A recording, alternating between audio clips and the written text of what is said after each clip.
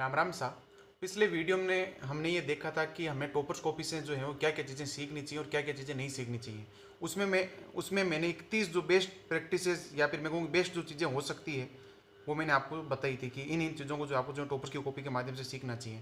आज हम टॉपर्स की कॉपी के माध्यम से जो है प्रैक्टिकल अप्रोच के माध्यम से चीज़ें देखने की कोशिश करेंगे कि टॉपर्स की कॉपी से क्या क्या चीज़ें सीखी जा सकती है और क्या क्या चीज़ें नहीं सीखी जा सकती है। और आज जिनकी कॉपी को शामिल किया गया है वो है रवि कुमार सियाह की कॉपी। और अगर आप पिछले 10-15 सालों में अगर मुझसे कहेंगे कि one of the best copy कौन सी है तो शायद इन्हीं की कॉपी है। तो इनकी कॉपी को देखकर यानी कि आप जितनी चीज़ें सीख सकते हैं ना उतनी चीज़ें आपको कोई कोचिंग वाला नहीं सिखा सकता, कोई मेंटर्स नहीं सिखा सकता। यानी कि आप कोचिंग में जो है 2 लाख रुपए खर्च कर दीजिए तो भी आप उतनी चीज़ें नहीं सीख पाओगे जितनी जो है इस कॉपी से सीख लोगे आप। तो यहाँ पर जो है आपको एक एक चीज़ें मैं समझाने की कोशिश करूँगा। और आज जो चीज़ है वो है आपके GS2 की कॉपी है। और एक चीज़ आप ध्यान रखें, GS1, GS2 और GS3 इनके मामले में जो है आपकी कॉपी जो है लगभग एक जैसी होती है। इसलिए जो है GS1 और GS3 को मेरे हिसाब से बताने की जरूरत नहीं पड़ेगी आपको। हम जो है बाद में सीधा GS4 पे चलेंगे और उसके बाद वो ऑप्शनल सब्जेक्ट पे चलेंगे इन्हीं की रवि कुमार सियाह की। और अगर आप कहोगे कि नहीं भाई GS1 और GS3 की भी आप कॉपी बताओ तो उस पर भी जो है बात कर लेंगे। लेकिन आज जो उनकी कॉपी GS2 है उसके माध्यम से हम सीखने की कोशिश करेंगे कि किस तरीके से एक अच्छा आंसर जो लिखा जाता है और क्या क्या स्पेसिफिक चीज़ें जो टॉपर्स के द्वारा जो लिखी गई है। तो हम बड़े शॉर्ट में चीज़ों को समझने की कोशिश करेंगे। बाकी आप पूरी पूरी अगर आपको कॉपी देखनी है तो जो विजन IAS है उसके प्लेटफॉर्म पर जाएं और वहाँ से कॉपी को जो है डाउनलोड कर लें। सबके लिए जो है वो डाउनलोड हो सकती है फ्री में एकदम, चाहे आप उनके स्टूडेंट हो या ना हो। तो पहला जो सवाल था आपके यहाँ पर वो था इसमें MP लेड स्कीम को लेकर, है ना। तो पहला सवाल MP लेड स्कीम को लेकर। तो यहाँ पर हम इंट्रो को देखेंगे किस तरीके की शुरुआत की। देखो इंट्रो में उन्होंने क्या दिया है, डेटा दिया है MP लेड स्कीम को लेकर कि भी 5 करोड़ का जिसमें जो फंड दिया जाता है। तो पहली चीज़ क्या जो मैंने वहाँ पर बताई थी पिछले वीडियो में कि आपको डेटा का प्रयोग करना है। अब यहाँ पर आप डेटा का प्रयोग नहीं कर रहे, कुछ सिंपल से ही लिख रहे हो तो वो चीज़ सही नहीं है। और यहाँ पर जरूरी नहीं कि आप 5 करोड़ लिखो, आप ये भी लिख सकते हो कि MP लेड स्कीम की जो है शुरुआत कब हुई थी, है ना, 1993 में के आसपास हुई थी, मुझे एग्जैक्ट याद नहीं है लेकिन वहाँ पर हुई थी। प्लस आप कोई मिनिस्ट्री भी लिख सकते हो जैसे इसके अंडर में MOSPI के अंडर में, तो इस चीज़ को भी लिख सकते थे, या तो ये लिख देते या फिर ये लिख देते। मेरे हिसाब से इससे भी ज़्यादा बेटर शायद ये चीज़ हो सकती थी और 5 करोड़ को नीचे लिख देते। और तो पहली चीज़ क्या है यहाँ पर इनके कॉपी में खास है कि डेटा से शुरुआत की सीधी। दूसरी चीज़ क्या है जो मैंने पिछली वीडियो में कही थी देखने, वो है हेडिंग। इन्होंने हेडिंग को क्या बॉक्स में रखा है। अब आपको बॉक्स में रखना नहीं रखना वो आपकी मर्जी है। आप जो है ये नाम लिख के उसके नीचे से अंडरलाइन कर सकते हैं, 2 अंडरलाइन। आप जो है ब्लैक पेन में भी लिख सकते हैं, ठीक है ना। वो आपकी मर्जी के अनुसार आपको जो चीज़ें अच्छी लग रही है, आपकी कॉपी कैसे सुंदर दिख रही है उसके अकॉर्डिंग करना है। कॉपी नहीं करना, बस आपको बस चीज़ें ऑब्जर्व करनी है कि एक टॉपर ने जो किस तरीके से कॉपी लिखी है और ऑब्जर्व करके आपके लिए क्या बेस्ट चीज़ हो सकती है उसको पहचानना है। तीसरी चीज़ क्या है, सब हेडिंग। ये चीज़ क्या थी, हेडिंग थी। अब इसके नीचे क्या सब हेडिंग है, जैसे कि ये क्या उन्होंने लिखी थी, सब हेडिंग लिखी थी इतनी सी और बाद में चीज़ को समझा दिया। यहाँ पर इन्होंने सब हेडिंग लिख दी और नीचे क्या सारे के सारे जो है उन्होंने पॉइंट जो है समझा रखे हैं। तो ये भी अप्रोच अपने आप में सही है। जहां पर विश्लेषण की जरूरत पड़ती है ना वहां पर आप सब हेडिंग का प्रयोग कर सकते हैं। जहां पर सवाल टफ है और आपको ये लगे कि यार भटकने का बहुत ज्यादा जो है चांस है यहाँ पर, वहां पर भी सब हेडिंग का प्रयोग कर सकते हैं। सब जगह सब हेडिंग का प्रयोग नहीं करना है। जहां पर सवाल एकदम सीधा सीधा है वहां पर बिना सब हेडिंग के काम चल सकता है, लेकिन जहां पर लगे कि यार सब हेडिंग से आंसर और ज्यादा अच्छा बन सकता है वहां पर आप सब हेडिंग का जो जरूर प्रयोग करें। लेकिन हर जगह करने की कोशिश ना करें, नहीं तो ये हो सकता है कि कई बार टीचर्स को ये लगता है यार पॉइंट बड़े कम लिखे हैं, है ना, तो उससे भी दिक्कत होने लगती है। बाकी होनी नहीं चाहिए, अपने आप में सब हेडिंग लिखना जो बहुत अच्छी बात है। फिर क्या है, तीसरी चीज़ ये होगी। चौथी चीज़ है आपके उदाहरण। मैंने पिछली वीडियो में कहा था कि उदाहरणों की इंपॉर्टेंस बहुत ज़्यादा है। तो रवि कुमार सियाह ने क्या किया, यहाँ पर ऊपर जो है सब हेडिंग लिख दी और नीचे इसके उदाहरण लिख दिया केरल बाढ़ का। तो ये चीज़ भी आपको ध्यान रखनी है, उदाहरण जरूर लिखे हर पॉइंट के नीचे। तो 4 चीज़ें होगी। 5वीं चीज़ क्या है, बैलेंस्ड अप्रोच। किस तरीके से बैलेंस्ड अप्रोच उन्होंने अपनाई है कि पक्ष में भी पॉइंट लिख दिया, विपक्ष में भी लिख दिया। इसलिए आपको एक राह की तरफ नहीं बढ़ना कि जो है सवाल में कुछ भी पूछ रखा हूं कि यहाँ पर ऐसे जैसे कि मैं पूछूंगी फांसी को लेकर भी आ जाएंगे कि देश में फांसी की सजा होनी चाहिए या नहीं होनी चाहिए। तो आपको दोनों पक्ष बताने हैं, पक्ष में भी और विपक्ष में भी। एक तरफा नहीं जाना है कि नहीं होनी चाहिए या फिर होनी चाहिए, ठीक है ना। इससे क्या होता है कि भाई एग्जामिनर को लगता है कि भाई बच्चा जो है सच में जो है प्रशासक या IAS ऑफिसर बनने के लायक है ना। एक्सट्रीम की तरफ नहीं है। जब एक्सट्रीम होता है तो चीजें जो है वो गड़बड़ हो जाती है। तो 5वीं चीज क्या होगी, बैलेंस्ड अप्रोच। और 6ठी चीज क्या है, एक्स्ट्रा डायमेंशन। मैंने पिछली वीडियो में बताया था कि आपको डिमांड के अकॉर्डिंग तो लिखना ही लिखना है, लेकिन कहीं ना कहीं कुछ आंसर में आपको एक्स्ट्रा भी लिखना पड़ेगा क्योंकि कंपटीशन बहुत ज्यादा बढ़ रहा है। तो इन्होंने देखो आगे की राह के माध्यम से हेडिंग डाल के जो इतनी सारी चीजें जो है वो क्या है एक्स्ट्रा लिख दी और लास्ट में जाकर छोटा सा निष्कर्ष लिख दिया। ये देखो, यानी कि पहले सवाल में जिसमें सिर्फ 2 पेज है आपने जो 6 चीजें सीख ली कि डेटा का प्रयोग, हेडिंग का कैसे प्रयोग करना है, सब हेडिंग का कैसे प्रयोग करना है, उदाहरण कैसे प्रयोग करने, बाद में आपको जो है बैलेंस्ड अप्रोच किस तरीके से रखनी है, और अगली चीज क्या, एक्स्ट्रा डायमेंशन। 6 चीजें आप सीख चुके हैं। अब देखो कि आगे के जितने भी सवाल होंगे उसमें सिर्फ और सिर्फ हम वही चीज देखेंगे जो एक नई चीज होगी अपने आप में इनसे। हर पॉइंट को बार बार अगर मैं रिपीट करूंगा तो जो है चीज़ें आपके लिए और ज़्यादा कॉम्प्लिकेटेड हो जाएगी, इसलिए जो नई चीज़ होगी उसको हम देखेंगे। दूसरा सवाल क्या है, दूसरा सवाल है जो है आपके पंचायती और है ना जो है शहरी निकाय उनको लेकर है। तो यहाँ पर देखो इन्होंने वापस जो डेटा से शुरुआत की है मैंने, लेकिन इसके लिए डेटा के लिए कोई पॉइंट नहीं लगाया क्योंकि डेटा को हम शुरुआत में समझ चुके हैं कि ये जो संविधान संशोधन का इन्होंने जो जिक्र कर दिया ये क्या अपना में स्पेसिफिक है, जनरल इंट्रो नहीं है, ये ध्यान रखें। आगे क्या सीख मिल सकती है आपको, आगे है जो मैंने पिछली वीडियो में बात की थी, डायग्राम का प्रयोग किया, ठीक है ना। जहां कहीं पर भी आपको स्कोप लगेगी यहाँ पर डायग्राम बन सकता है तो आपको डायग्राम बनाना, जैसे कि उन्होंने संघ ऊपर लिख दिया, नीचे राज्य, किस तरीके से संबंध है, वैसे डायग्राम और ज्यादा सुंदर बन सकता है, और जो इसको जितना ज्यादा सुंदर बनाएगा उतने ज्यादा जो है वो नंबर ले सकता है, ये ध्यान रखें आप। डायग्राम का प्रयोग करना जहां जरूरत है। अब अगला सवाल है औपनिवेशिक कानूनों को लेकर, ठीक है। तो यहाँ पर देखो इन्होंने जो है सीधे जो है यहाँ से ना स्वतंत्रता और औपनिवेशिक कानून को लेकर अभियुक्त स्वतंत्र, तो यहाँ पर देखो इन्होंने आर्टिकल से शुरुआत कर दी, और मैंने वीडियो में कहा भी था कि ना आर्टिकल वगैरह से जो आपको जो है शुरुआत करनी ही करनी है पॉलिटी में, खास तौर से ये ध्यान रखें। तो अगर इन्होंने आर्टिकल किससे शुरुआत की है तो अपने आप में क्या बहुत अच्छी बात है। फिर क्या है, आठवीं चीज जजमेंट का प्रयोग किया इन्होंने, है ना। पॉलिटी में अगर आप जजमेंट वगैरह का प्रयोग नहीं करो इसका मतलब है आपको नंबर कटने के बहुत ज्यादा चांसेस, इसलिए जो है जैसे बलवंत सिंह जो वाद है इसके जजमेंट का जो इन्होंने प्रयोग कर लिया, और ये राजद्रोह से संबंधित थी। जजमेंट क्या हो गया, आप जो भी चीज कह रहे हो उसका प्रमाण यहाँ पर मिल जाएगा, इसलिए जजमेंट का भी आपको क्या करना है, प्रयोग करना है। अगली सीख क्या है, यहाँ पर देखो विधि आयोग इन्होंने जिक्र किया, मतलब 9वीं चीज क्या होगी, आयोग का जिक्र करना। और ये क्या सुधारों के उपायों में इन्होंने जो है आयोग का जिक्र किया कि इन इन माध्यम से जो हम जो है सुधार कर सकते हैं। और वापस वो चीज आ गई कि स्पेसिफिक चीजें अगर लिखनी है तो आपको चीजें मेंशन करनी पड़ेगी, जैसे उन्होंने विधि आयोग को जो है यहाँ पर जो है इनका जिक्र कर दिया, आपको भी ऐसे जिक्र करना लास्ट में। ऐसे नहीं है कि सुधार के उपाय लिखे और खुद के मन मर्जी से लिख दिए, नहीं, ऐसे किसी आयोग का जो है आप जिक्र कीजिए। और साथ में अगर विधि आयोग, क्योंकि कई सारे बनते हैं, अगर आप स्पेसिफिक लिख रहे हैं साल तो और ज्यादा बेटर है, स्पेसिफिक रिपोर्ट लिख रहे हैं तो एग्जामिनर जो है और ज्यादा खुश हो जाता है। अब अगला सवाल है दबाव समूह को लेकर, इसमें हम देखते हैं कि क्या सीखते हैं। ये देखो उदाहरण इन्होंने वापस यहाँ पर प्रयोग किया है, ठीक है।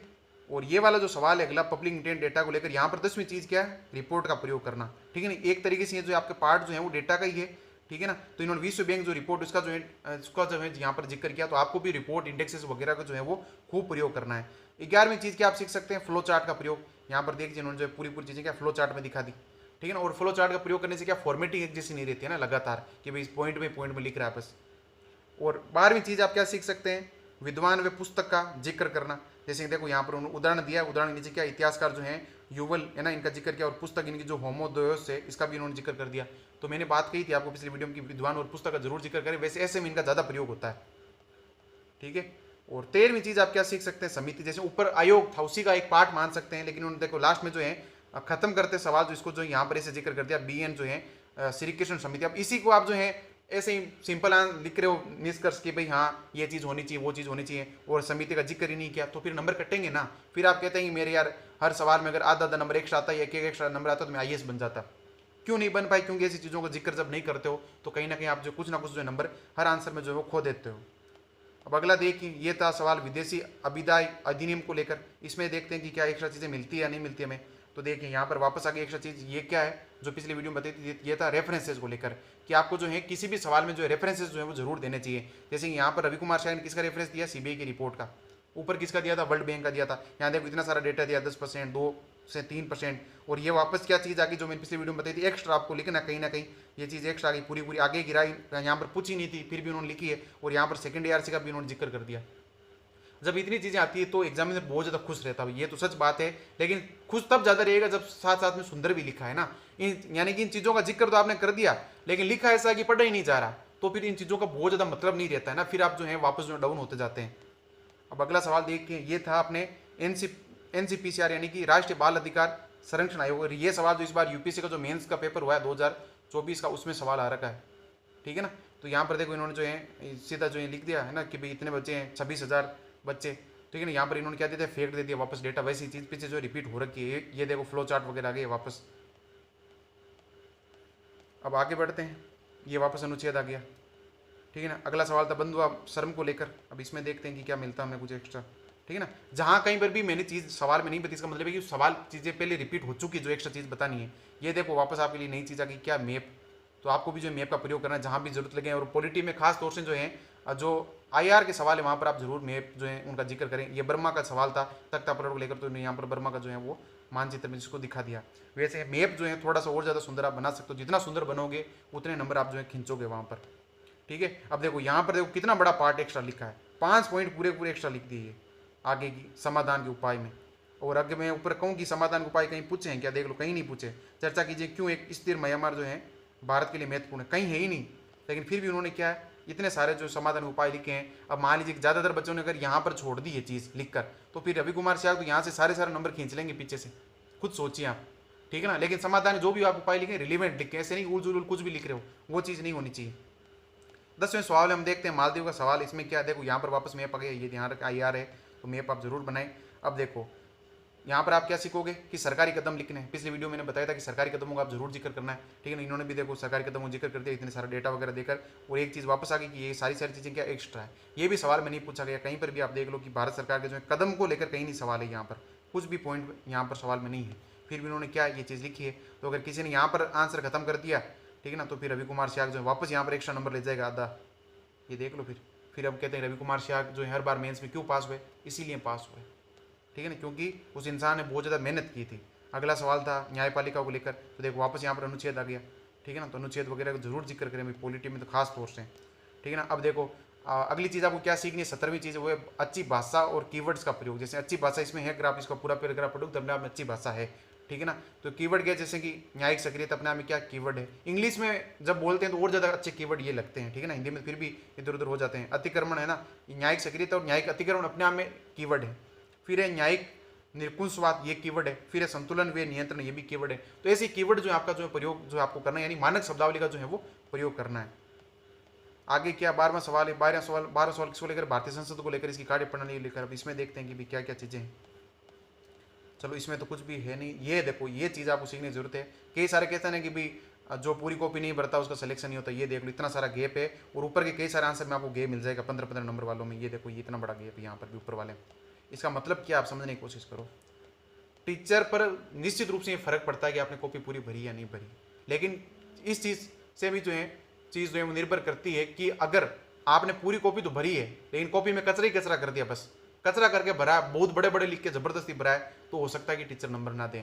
रवि कुमार स्याग ने अगर आप ऊपर पूरा आंसर देखोगे तो इतना होलिस्टिक रूप में लिखा है कि टीचर को इस चीज़ से फर्क ही नहीं पड़ रहा है कि उन्होंने जो है लास्ट में जाकर आधा पेज या फिर जो है 1/4 पेज छोड़ा भी है क्या, नहीं फर्क पड़ रहा, क्योंकि ऊपर जो भी आंसर लिखा अपने आप में जो होलिस्टिक रूप में पूरा है वो आंसर। इसलिए अगर मैं तो कहता हूँ अगर 2 पेज भी भरे जा रहे हैं लेकिन आंसर पूरा का पूरा एकदम सही आपका एक्यूरेट है, आप श्योर हो कि एकदम आंसर मैंने सही लिखा, तो कोई दिक्कत नहीं उसमें। जैसे कि अब मैं वापस नाम भूल जाता हूँ, बाड़मेर के हैं, पूनिया जी उनका नाम है ना, तो कुछ है, तो उन्होंने तो 15 वालों में सिर्फ 2-2 पेज भरे हैं, फिर भी वो सेलेक्ट हुए हैं। मैं ये नहीं कहता कि 2-2 पेज आपको भरने हैं, कोशिश तो ये करनी है पूरी कॉपी भरनी है, लेकिन फिर कह रहा हूँ क्वालिटी को हमेशा जो है ध्यान रखना, क्वांटिटी की तरफ ज़्यादा मत भागना। अगला सवाल देखिए आप, ये 13वां है राजकोषीय संघवाद को लेकर। अब देखते हैं इसमें क्या चीज़ें मिलती है हमें, ठीक है ना। जहाँ चीज़ें नहीं दिख रही इसका मतलब ये सब चीज़ें पीछे आ रखी है। देखो ये वापस है ना एक्स्ट्रा जो है सारा सारा लिख रखा आगे की राह में। 14वां सवाल है सीबीआई को लेकर, ठीक है ना। तो अब सीबीआई में देखते हैं क्या सीखते हैं ना, ये भाई ऐसे सवाल बड़े आते हैं यूपीएससी में, ध्यान है सीबीआई को लेकर हो गया, के को लेकर हो गया, है ना, संगठनों को लेकर, ऐसे जो है आपके, है ना, और भी कई सारे ऐसे इंस्टीट्यूट हैं जहाँ से जो है सवाल आते हैं। अब देखो इसमें क्या उन्होंने जिक्र कर दिया, एक्ट का जिक्र कर दिया, तो आपको भी जो है कहीं ऐसे जो संस्थान है एक्ट का जिक्र कर देना कि किस एक्ट के तहत जो है ये संस्थान बना है। और यहाँ पर चीज़ सीखने के लायक क्या है, 19वीं चीज़ वो है टेबल फॉर्मेट, कि जहाँ कहीं पर भी आपको टेबल फॉर्मेट में आप चीज़ें लिख सकते हो वहाँ पर जरूर लिखें। जैसे इन्होंने यहाँ पर मुद्दे लिख दिए, समाधान लिख दिए, ये ज़्यादा आसान है कि ये स्पेसिफिक मुद्दा है और ये स्पेसिफिक समाधान है। अब एक अलग अलग आप मुद्दे लिख रहे हो और यहाँ पर फिर जो है नीचे जाकर समाधान अलग अलग लिख रहे हो, वापस आपको ये सारी हेडिंग वापस रिपीट करनी पड़ेगी, कानूनी क्या, कार्मिक क्या, इससे बढ़िया कि साथ साथ में जो है पैरेलली जो है आप चीज़ों को लिख दो, ठीक है ना। टेबल फॉर्मेट का सही यूज़ करना बहुत बहुत ज़्यादा फायदेमंद है, ये ध्यान रखें आप। जैसे टेबल फॉर्मेट जहाँ कहीं पर भी यूज़ कर सकते हो जरूर करें। अगला सवाल सरकारी ढांचे को लेकर है।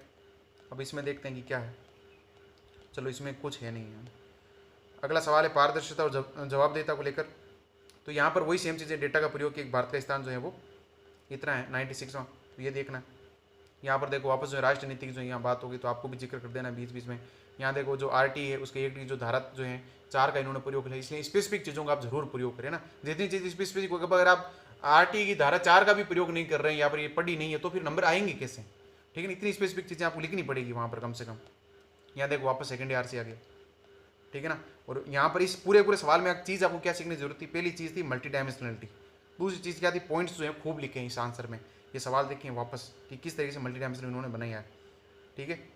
अब देखो पहली हेडिंग ये रही इनकी, ठीक है, दूसरी ये रही चुनौतियाँ, फिर इन्होंने जो सुधार बता दी तीसरी हेडिंग, ठीक है। फिर जो है वापस इसकी चुनौतियाँ बता दी और 5 में क्या बता दी, आगे गिरा। 5 जो है इन्होंने डायमेंशन जो है खोली है और पॉइंट जो है खूब सारे लिखे हैं, आप देख लो पॉइंट भरे पड़े हैं। यहाँ पर एक आगे गिरा में 4 पॉइंट लिख दिए, चुनौतियों में ऊपर 4 पॉइंट और लिख दिए, यहाँ पर देखो पॉइंट ही पॉइंट है।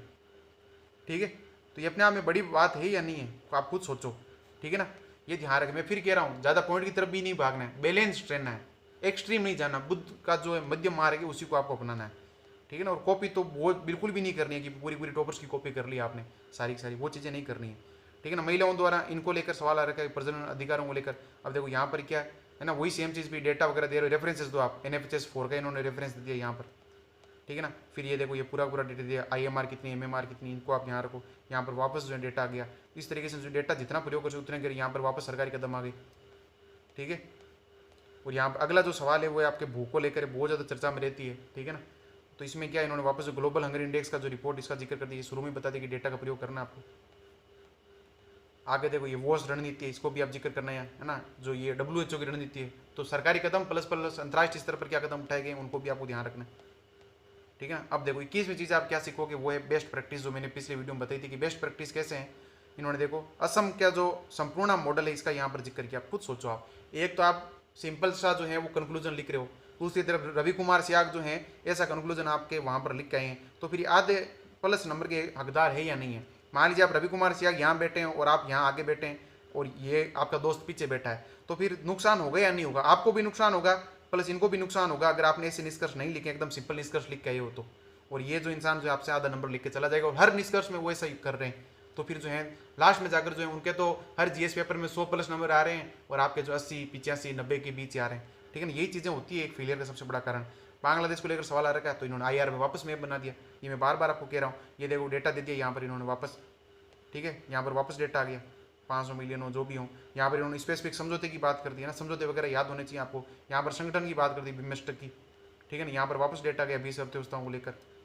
ठीक है ना, अब 22वीं चीज़ आपको क्या लिखनी है, बिन फॉर्मेट सीखनी है आपको। ठीक है, कि भाई ऊपर क्या पॉइंट पॉइंट चल रहे थे सब जगह, ये देखो पॉइंट ऐसे लिख दिए, तो बीच में उन्होंने जाकर क्या कर दिया कि बीच में ऐसे हेडिंग डाल दी और जो है अलग अलग ऐसे ऐसे कर करके जो है वो अलग फॉर्मेटिंग जो अपना ली, ताकि टीचर को एक रास्ता ना लगे ना। टीचर भी कभी कभी परेशान हो जाता है जब एक चीज़ें आती है तो, और लेकिन अगर आप अलग अलग कर दे तो वो आराम से जो है कॉपी चेक कर लेता है आपकी, और उससे भी लगता है कि भाई हाँ बच्चा कॉन्फिडेंट है, कैसे भी डायग्राम वगैरह अलग अलग स्टाइल में जो है वो लिख सकता है। ठीक है ना, और 23वीं चीज़ जो मैं कहूँगा सीखनी है या फिर ये कमी है, यहाँ तक कह सकते हैं कि सवाल छुटाएंगा, ये ध्यान रखें। आपको सवाल किसी भी हालत में नहीं छोड़ना है। देखो जिनकी कॉपी तो शानदार है, बहुत ज़्यादा कंटेंट बहुत ज़्यादा अच्छा है, हैंडराइटिंग सुंदर है, प्रस्तुतिकरण शानदार है, वो तो मैं तो कहता हूँ एक सवाल छोड़ भी देना तो इनकी रैंक भले ही कम आएगी लेकिन उनको सिलेक्शन होने से कोई रोक नहीं पाएगा। लेकिन यहाँ पर एक चीज़ ध्यान रखनी है, आपको अपनी रैंक कम लानी है फिर ज़्यादा से ज़्यादा अच्छी लानी है। तो अगर अच्छी लानी है तो सवाल भूल से भी ना छोड़े भाई। ठीक है ना, और ये मैं कहूँगा कि सीख के बजाय ये कमी मान सकते हैं कि ऐसी चीज़ हमें नहीं करनी कि सवाल को नहीं छोड़ना, क्योंकि उन्होंने ऊपर बहुत ज़्यादा अच्छे सवाल लिखे हैं, इसलिए इनका जो है एक सवाल जो पूरा पूरा छूट गया, 15 नंबर सवाल छूटेंगे, मतलब है 11 मिनट जो डैमेज में चले गए। इसका मतलब है कि ऊपर वाले कई सारे सवालों में अगर थोड़ा सा कंटेंट कम लिख देते हैं ना तो ये सवाल आपके जो इनके पूरा हो जाता। ठीक है ना कहीं जो है इनसे जो ओवर कंटेंटिंग हुई कि अपने ऊपर कई सारे सवाल देखे थे जहाँ पर इन्होंने बहुत ज़्यादा लिखा है, अगर वहाँ से थोड़ा सा कंटेंट ये कट डाउन कर देते तो यहाँ पर जो इतना बड़ा नुकसान नहीं होता है ना। यहाँ पर जो है सीधा 6 से 7 नंबर जो चले जाएंगे, ये सोचो आप। ठीक है ना, तो ये सब चीज़ें जो है इस कॉपी से जो आपको सीखने की थी, और आज मेरे हिसाब से ये चीज़ें सारी खत्म हो जाती है। और अगर आप कहते हो कि भाई वापस दिखाना है शुरू से, तो मेरे हिसाब से जरूरत पड़ेगी नहीं, वीडियो से फालतू में जो हो आपके जो है लंबा हो जाएगा। इसी तरीके से आप जो टॉपर्स की कॉपी देखते रहिए और चीज़ों को जो सीखते रहिए प्रैक्टिकली। आगे हम जो GS 4 ऑप्शनल सब्जेक्ट के बारे में बात करेंगे, अगर आपको लगेंगे GS 1 GS 3 की भी बात होनी चाहिए तो उनके बारे में भी कर लेंगे। बाकी मेरी प्रायोरिटी वही रहेगी GS 4 और ऑप्शनल सब्जेक्ट। आज के लिए मेरी तरफ से राम राम सा।